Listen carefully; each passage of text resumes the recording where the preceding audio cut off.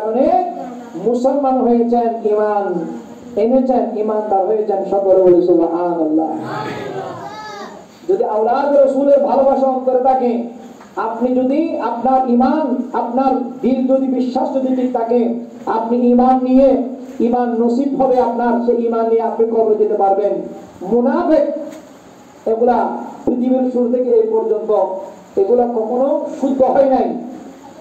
নসিবের মধ্যে কলমা নিয়ে তারা দুনিয়া থেকে যেতে পারে না, বেইজ্জত হয়ে কবরে যেতে হয় যারা মুনাফিক।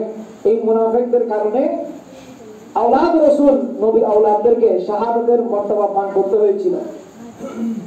যারা চিঠি দিয়েছেন তারা পরবর্তী দিকে বেঈমানি করেছেন।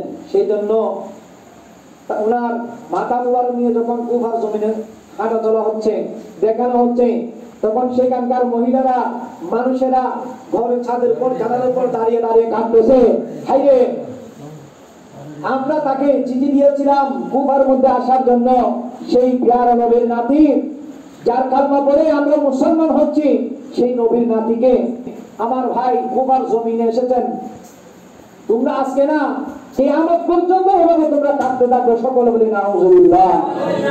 কিয়ামত পর্যন্ত কাঁদবে। কারা কাঁদতেছে? শিয়া।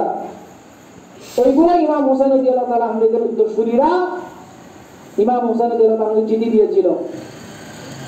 মুমিন, সুন্নি মুসলমান মুমিন ইমাম হোসেন রাদিয়াল্লাহু তাআলা আনহুর মারাত্মক করে না। ইসলামের মধ্যে 3 দিনের বেশি শোক করার নিয়ম নাই। মানুষ মারা যাওয়ার পর, দুনিয়া থেকে যাওয়ার পরে 3 দিনের বেশি শোক করার নিয়ম নাই। আপনি স্মরণ করতে পারবেন, আলোচনা করতে পারবেন তাদের জীবনী। আমরা আজকে ইমাম হোসেন রাদিয়াল্লাহু তাআলা আনহুকে স্মরণ করছি, তার জন্য বুক থাপড়াই, ছুরি দিয়ে, দা দিয়ে মাথাকে